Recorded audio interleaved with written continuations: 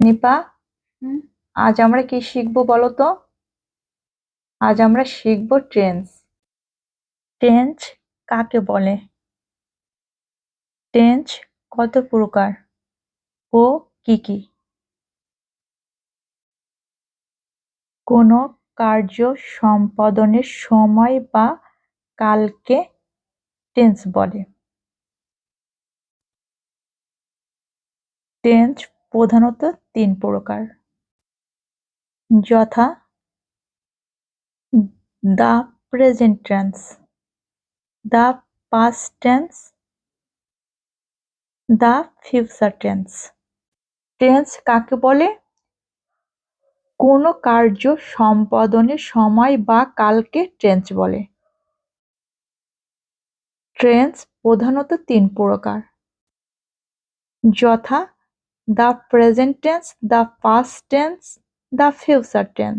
নিপা, তাহলে বলো টেন্স কাকে বলে?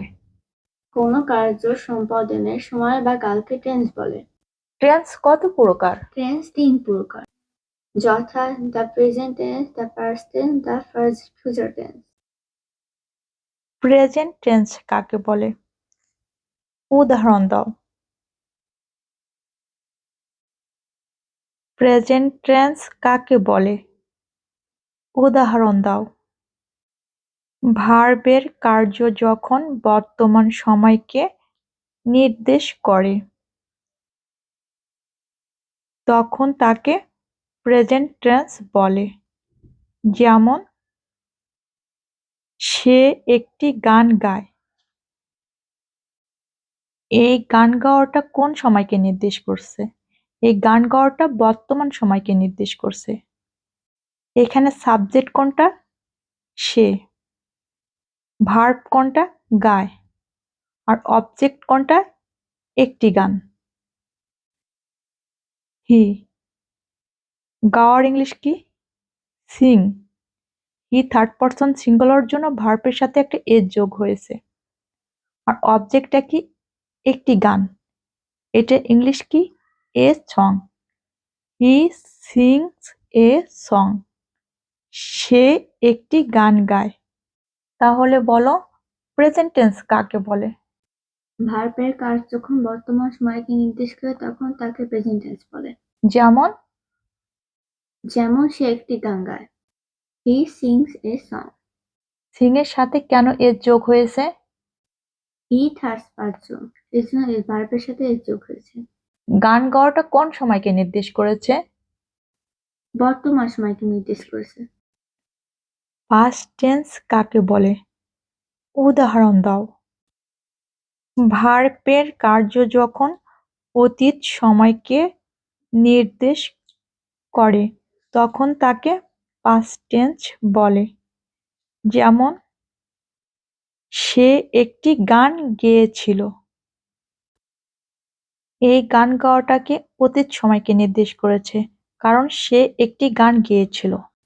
এই গানটা সে এখন গায়নি, গেয়েছিল মানে অতীত হয়ে গেছে, তাই এটাকে কোন টেন্স নির্দেশ করেছে?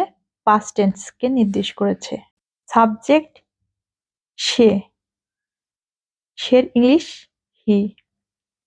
এখানে ভার্ব কোনটা? গেয়েছিল। গেয়েছিল এর ভার্বটা কি হবে? স্যাং। একটি গান, এটা কি? অবজেক্ট। একটি গান এর ইংলিশ এ সং। তাহলে সে একটি গান গেয়েছিল, he sang a song. Nipa, past tense কাকে বলে? উদাহরণ দাও। ভার্বের কাজ যখন অতীত সময়কে নির্দেশ করে তখন তাকে পাস্ট টেন্স বলে। যেমন সে একটি গান গেয়েছিল, হি স্যাং এ সং। ভার্বের কার্য যখন অতীত সময়কে নির্দেশ করে তখন তাকে পাস্ট টেন্স বলে। যেমন, সে একটি গান গেয়েছিল। এই গাওয়াটা অতীত হয়ে গেছে, এর জন্য এটা পাস্ট হয়ে গেছে। অতীত হইলে সেটা পাস্ট টেন্স। এখানে সাবজেক্ট কোনটা? সে। ভার্ব কোনটা? গেয়েছিল। আর অবজেক্ট কোনটা? একটি গান। ফিউচার টেন্স কাকে বলে? উদাহরণ দাও। ভার্বের কার্য যখন ভবিষ্যৎ সময়কে নির্দেশ করে তখন তাকে ফিউচার টেন্স বলে।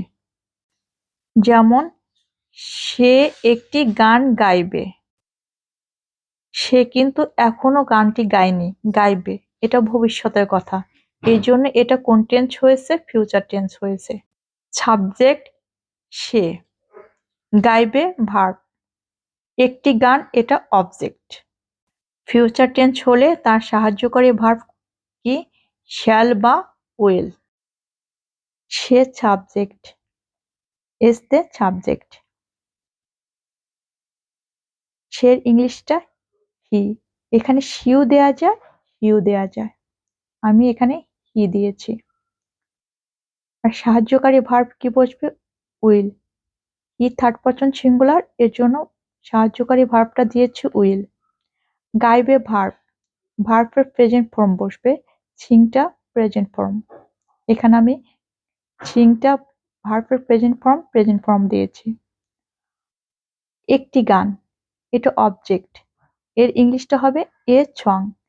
সে একটি গান গাইবে, সে এখনো গানটি গায়নি, গাইবে, তাহলে এটা আমাকে কোন টেন্সে করতে হবে? ফিউচার টেন্সে। He will sing a song. নিপার ফিউচার টেন্স কাকে বলে? ভার্বের কাজ যখন ভবিষ্যৎ সময়কে নির্দেশ করে তখন তাকে ফিউচার টেন্স। যেমন সে একটি গান গাইবে, হি উইল সিং এ সং। কাকে বলে? ভার্বের কার্য যখন ভবিষ্যৎ সময়কে নির্দেশ করে তখন তাকে ফিউচার টেন্স বলে। এটা সবসময় কি? ভবিষ্যতের একটা বিষয়কে নির্দেশ করবে। যেমন সে একটি গান গাইবে, সে গানটা কিন্তু এখনো গায়নি, গাইবে, তাহলে এটা ভবিষ্যতের কথা, এর জন্য এটা কোন টেন্স হয়েছে? ফিউচার টেন্স হয়েছে। যেমন he will sing a song.